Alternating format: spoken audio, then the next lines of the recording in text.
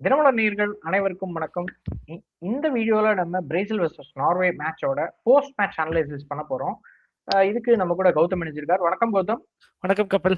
நேற்று மேட்ச்ல அன்பார்ச்சுனேட்டா பிரேசில் வந்து ஊருக்கு போற மாதிரி ஆயிடுச்சு. லாஸ்ட் ஒரு 15 மினிட்ஸ்ல 2 கோல் போட்டாரு எர்லின் ஹாலாண்டு. கடைசி நிமிஷத்துக்கு கூட ஒரு பெனால்டி கிடைச்சது. ஒரு பெனால்டி மிஸ், ஒரு 1-on-1 சான்ஸ், ஈஸியான சான்ஸ் மிஸ் பண்ணாங்க. ஸோ பிரேசில் வந்து இந்த மாதிரி ஒரு சூழ்நிலைக்கு தள்ளப்பட்டதுக்கு முக்கிய காரணம் என்ன? ஸோ ஃபர்ஸ்ட் ரீசன் வந்து நார்வேயை அண்டர் எஸ்டிமேட் பண்ணிட்டாங்கன்னா என்னன்னு தெரில. ஸோ பொசிஷன் ரொம்ப கம்மியாக வச்சுருந்தாங்க. நான் நார்வேயோட ஹிஸ்ட்ரி கொஞ்சம் சொல்லிடுறேன்.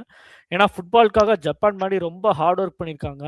என்னன்னா ஆக்சுவலா இன்னொரு விஷயம் என்னன்னா, ஸ்டாட்ஸ் என்னன்னா, நார்வே கிட்ட பிரேசில் இதுவரை ஜெயிச்சதே இல்லை. 5 மேட்ச் ஆடிருக்காங்க, 5லயே அன்பீட்டன்.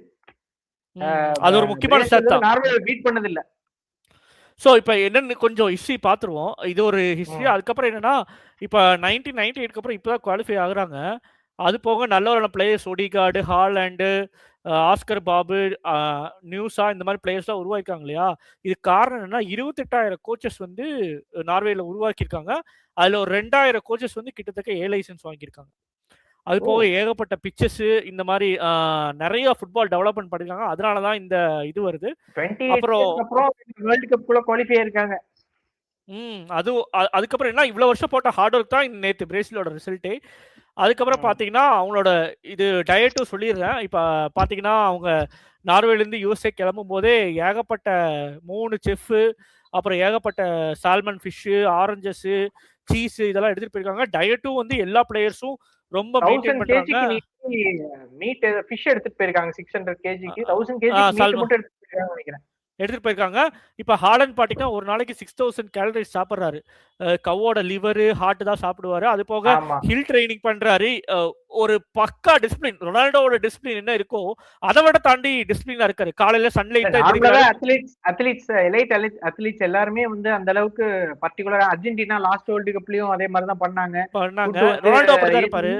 இந்த வேர்ல்டு கப்லயும் வந்து இது அது என்ன பீஃப் வந்து கொண்டு போயிருக்காங்க. 500 kg ஆஃப் பீஃப் வந்து USA வந்து எக்ஸ்போர்ட் பண்ணி எடுத்துட்டு போயிருக்காங்க.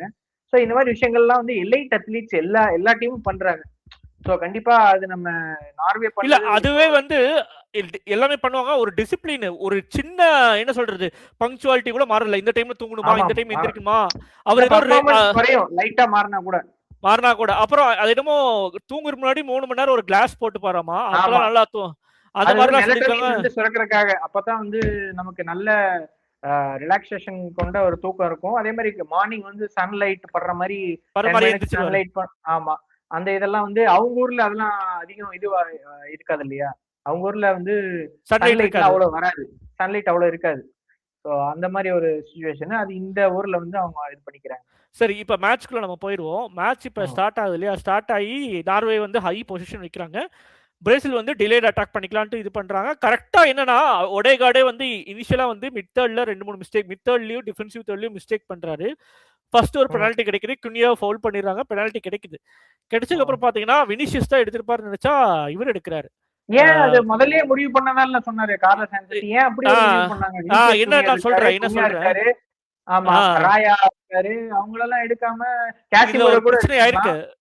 பிரச்சனை ஆயிருக்கு. என்னன்னா இதுல பிராக்டிஸ் அதான் பிராக்டிஸ்ல வந்து இல்லைன்னா எல்லா பெனால்ட்டியும் மிஸ் பண்ணாம இவர் போட்டிருக்காரு. யாரு, ப்ரூனோ கில்மாரிஸ். ஆனா நீங்க பிச்ல வரும்போது அவர் பிரஷர் நல்லாவே தெரியுது. என்னன்னா ரன்னப்பே வந்து உங்களுக்கு செம டவுட்ஃபுல்லா எடுக்கிறாரு. முன்னாடி பின்னாடி ஒரு ஸ்டட்டரிங் ரன்னப்பா தான் இருக்கு. அது மாதிரி இது கரெக்டா அந்த மாதிரி எடுத்தாலே மேக்ஸிமம் விட்டுருவாங்க. கரெக்டா கீப்பருக்கு லெஃப்ட் அடிக்கிறாரு. ஒரு ஈஸி சேவ்னே சொல்லுவேன். நல்ல ஒரு பெனால்ட்டி கிடையாது, எடுத்து இருந்தாங்க. அதுக்கப்புறமா ஒரு சான்ஸ் கிடைக்குது, இது ஆகுது. வினிஷியஸ் ஷாட் அடிக்கிறாரு, நல்ல கீப்பர் நல்லா சேவ் எடுத்துறாரு. ஸோ இந்த மாதிரி போயிட்டு இருக்கு. அதே மாதிரி என்ன பண்றாங்க, இது நார்வேவும் ஒரு ஈஸியான ஷார்ட் ஆன் டார்கெட் வைக்கிறாங்க. அதுக்கப்புறம் இது பண்றாங்க. பிரேசிலும் வந்து நல்ல நல்ல சான்ஸ் கிரியேட் பண்றாங்க. முக்கியமா வந்து ஃபர்ஸ்ட் ஹாஃப்ல 3 ஷார்ட் ஆன் நல்ல நல்ல சேவ் எடுத்து ஃபர்ஸ்ட் ஹாஃப் முடியுது. ஃபர்ஸ்ட் ஹாஃப் முடிஞ்சதுக்கு அப்புறம் பாத்தீங்கன்னா நார்வே முக்கியமா 2 சேஞ்ச் பண்றாங்க. ரைட் விங்ல வந்து இவரை பாபா கொண்டு வராங்க, லெஃப்ட் விங்ல நியூஸாவை எடுத்துட்டு ஸ்லீடர் ரப் கொண்டு வராங்க. அதுக்கப்புறம் பாத்தீங்கன்னா அப்புறம் இந்த மாதிரி திருப்பியும் நார்வே அதிகமா பொசிஷன். ஒடேகார்ட் முக்கியமா வந்து அதிகமா பாஸ் போட்டே இருக்காரு, எல்லா சைடும் போய் பாஸ் போட்டே இருக்காரு. அப்புறம் பிரேசில் என்ன பண்றாங்கன்னா குன்யாவை எடுத்துட்டு இவர் கரெக்டா வர்றாரு, என்ட்ரிக் வர்றாரு. என்ட்ரிக் வந்த உடனே நார்வே மிஸ்டேக் பண்றாங்க. வினிசியஸ் ஒரு சூப்பரான பாஸ், அந்த சான்ஸ் இப்ப சான்சஸ் கன்வெர்ட் பண்ணிட்டாங்கன்னா கண்டிப்பா பிரேசில் ஜெயிச்சிருப்பாங்க. அவங்க சான்ஸ் மிஸ் பண்ணா போதும், அது கரெக்ட்டா சூப்பரா டிஃபெண்ட் பண்ணி ஜெயிச்சிருக்கலாம். அப்புறம் இதாவது சர்ப்ரைஸான விஷயம் என்னன்னா, நார்வே கிட்ட இவ்வளவு டீம் கெமிஸ்ட்ரியோட அவங்க ஆடுறாங்க. அப்படி பொசிஷனிங் 66% வச்சிருக்காங்க. அது பிரேசில் கூட. அது வந்து அது எப்படி ஒரு நார்வே, ஆமா நார்வே வந்து இப்படி ஒரு அந்த அளவுக்கு பொசிஷனிங் வச்சிருக்காங்க, அந்த அளவுக்கு டீம் வச்சிருக்காங்கன்றது இப்பதான் எனக்கு புரியுது. நான் நார்வே வந்து அட்லீஸ்ட் ஒரு ரவுண்ட் ஆஃப் 16 வரைக்கும் வருவாங்க அப்படின்னு வந்து எதிர்பார்த்தோம். ஆனா அவங்க வந்து செமிஃபைனல் ஃபைனல் போற கூட வாய்ப்பு இருக்கு போல இருக்கு இவங்க ஆடுறதெல்லாம் பார்த்தா.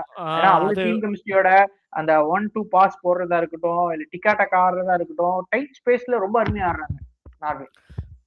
அதுக்கப்புறம் என்ன ஆகுதுன்னா, என்ன மிஸ்டேக் ஆகுதுன்னா, இது ப்ரூனோ கீமர்ஸ் எடுத்துட்டு அந்த ப்ரூனோ கீமர்ஸ் எடுத்துடுறாங்க. அதுக்கப்புறம் என்னன்னா இது ராயனை எடுத்தது ஒரு மிஸ்டேக்கா படுது. ராயனையும் மார்டினெல்லி எடுத்துட்டு ஆக்சுவலா இந்த மேட்ச்ல வந்து பிரேசில் வந்து 2 டிஃபெண்டிங் மிட்ஃபீல்டரோட ஆடல. இல்ல இவ 4-4-2 ஆடிட்டாங்க. ஏன்னா மார்டினெல்லி வந்து அட்டாக்கிங் மிட்ஃபீல்ட் ஆட தெரியாதுன்னு சொல்லிட்டு லெஃப்ட் விங்கர் கொண்டு வரக்காக 2 சைடுல ஏன் மார்டினெல்லி ஆட வைக்கணும் அந்த இடத்துல? அந்த இடத்துல நெய்மார் ஆட வச்சிருக்கலாமே. இல்ல நெய்மார் ஆட வைக்கலாம் தான். ஆனா என்ன பண்ணிட்டாருன்னா, நெய்மார் ஃபுல்லி ரிகவரா இருக்கான்னு யாருக்கும் தெரியாது. அது பிரேசிலோட இதுக்கு தான் தெரியும். ஆட வச்சு கடைசி 10 நிமிஷத்துக்கு இல்ல நார்வே லைட்டா எடுத்துட்டாங்க. ஆன்செலோட்டி என்ன மிஸ்டேக் பண்ணிட்டாருன்னா, இது நார்வே கொஞ்சம் லைட்டா எடுத்துட்டாங்க. அவங்க ஹிஸ்டரி எல்லாம் கொஞ்சம் பார்த்துருக்கணும், எந்த அளவுக்கு டெவலப் பண்ணிருக்காங்க எல்லாம் இது பண்ணும். ஈவன் இது ஒரு எக்ஸாம்பிள் சொல்றேன். இப்ப பாத்தீங்கன்னா ஒரு சின்ன ஏசியன் டீமே சவுத் கொரியாவோ இல்ல இந்தியாவே வந்து இப்ப நம்ம ஆரம்பிக்கிறோம்னு வச்சுக்கோங்க. 2030 ஒரு டெவலப்மெண்ட் ஆகி 2066 அப்ப போகும்போது 30 வருஷம் டஃபா போகும்போது பிரேசில் ஈஸின்னு நினைச்சிட்டு இந்தியா வர முடியாது. ஸோ நம்ம ஜெயிச்சிருவோம். அதுதான் வந்து நார்வே வந்து இத்தனை வருஷமா பண்ணி இன்னைக்கு வந்திருக்காங்க. பிரான்ஸ் இது ஜப்பான் கூட லாஸ் ஆக வேண்டிய சிச்சுவேஷன் தான். லாஸ் ட்ரா எப்படி வேணாலும் இப்போ கடைசியில் ஒரு கோலாகி இல்லை எக்ஸ்ட்ரா டைமோ பெனால்ட்டி போயிருந்தா என்ன வேணாலும் ஆயிருக்கலாம் இல்லையா? ஸோ பிரேசில் வந்து எல்லா டீமும் லைட் எடுத்துருக்காங்க. பிரேசில் அந்த லெஜெண்டரி கிடையாது. 5 வேர்ல்டு கப் நீங்க ஜெயிச்சிருக்கீங்க. கரண்ட் 24 வருஷமா 28 வருஷமா என்ன பண்ணிருக்கிறது பார்க்கணும். ரீசெண்டா என்ன ஜெயிச்சிருக்கீங்கிறது பார்க்கணும் இல்லையா? ஸோ அதை பார்க்காம வந்ததா இது. ஏன்னா ஆன்செலாட்டியா இருந்தாலும் சரி, தாமஸ் துக்கல் ஹாலாண்டு தான். ஏன்னா அவருக்கு கிடைச்ச ஷாட் ரெண்டுமே அருமையா அடிச்சாரு. அதுவும் 2வது கோல்லாம் வாய்ப்பே இல்ல. அது நான் 2வது கோல பார்த்தேன் அப்படியே அடிச்ச நான் என்னடா நீங்க அங்க நின்று இருக்கீங்க, இங்க இருந்து அடிக்கிற பாருன்னு ஒரு ஷாட் பளிச்சுன்னு வச்சாரு. நேரா கார்னர் பாட்டம் கார்னர்ல போய் நிக்குது. அடிச்சுட்டு எந்த ஒரு ரியாக்ஷனுமே இல்ல அவர்கிட்ட.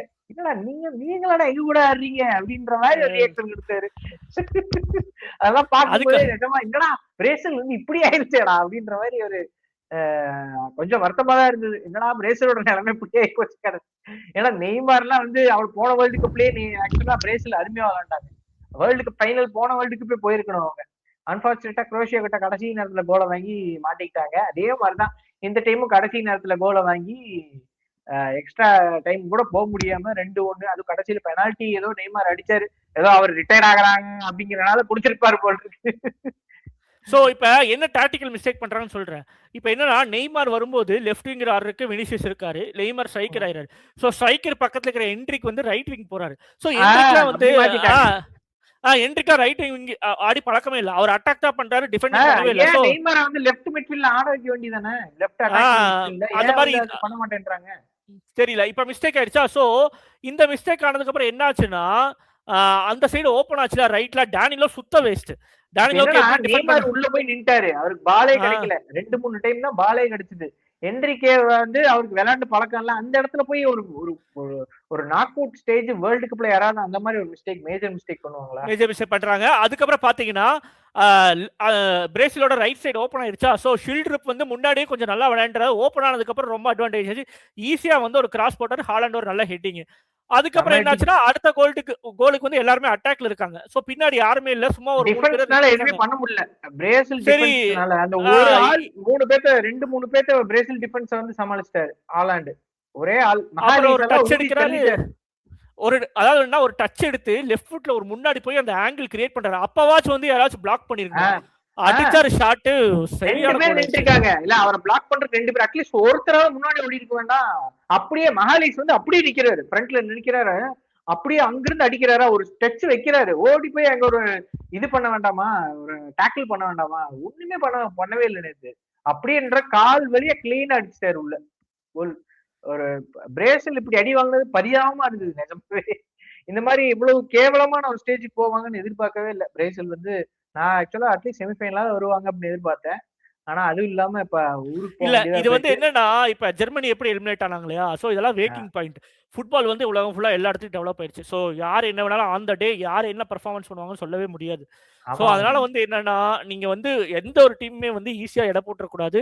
ப்ராப்பரா வந்து என்ன ப்ராப்பர் டாக்டிக்ஸ் புதுசாலாம் அன்னைக்கு வந்து பண்ணீங்கன்னா கண்டிப்பா ஈவன் ஹை டீம்ல ஜெயிச்சிருவாங்க. சோ அதனால வந்து ப்ராப்பரா என்ன பிளான் பண்றீங்க என்னங்கிறது கரெக்டா எக்ஸிக்யூட் பண்ணும். எக்ஸிகியூஷன்ல மிஸ்டேக் ஆச்சுன்னா அவ்வளவுதான், லாஸ்ட் தான் கண்டிப்பா.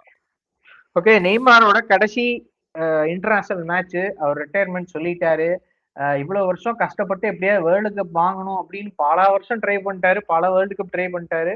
2014 தான் கரெக்டா நல்லா இருந்த மாதிரி இருந்தது, செமிஃபைனல் போனாங்க, அதுவும் இன்ஜுரின்னு அடிச்சு படுக்க வச்சிட்டாங்க முன்னாடி மேட்ச் கொலம்பியா கூட. ஸோ அது கொஞ்சம் நெய்மார் மாதிரி பிளேயர், கேலிபர் இருக்க பிளேயர் கண்டிப்பா ஒரு வேர்ல்டு கப் இருந்தா நல்லா இருந்திருக்கும் தான். பட் அன்பார்ச்சுனேட்டா அவருக்கு கிடைக்கல. ஓகே, நெய்மாரோட கெரியர் முடிஞ்சிருச்சு. கிட்டத்தட்ட மெஸ்ஸிக்கு அடுத்து நெய்மாரை தான் வந்து பெரிய பிளேயரா வந்து பேசினாங்க இல்லையா. பார்சலோனாலாம் அவர் ஆடும்போது நெய்மார் இருக்கிற பிளே மேக்கிங் ஸ்கில்லாம் வந்து மெஸ்ஸிக்கு அடுத்து அவருக்கு தான் ஒரு பெரிய பிளேயரா வந்து இருந்தாரு. பட் அவர்னாலே எதுவும் பண்ண முடியல. ஏகப்பட்ட இன்ஜுரிஸ் இதெல்லாம் பார்க்கும்போது கொஞ்சம் கஷ்டம்தான்.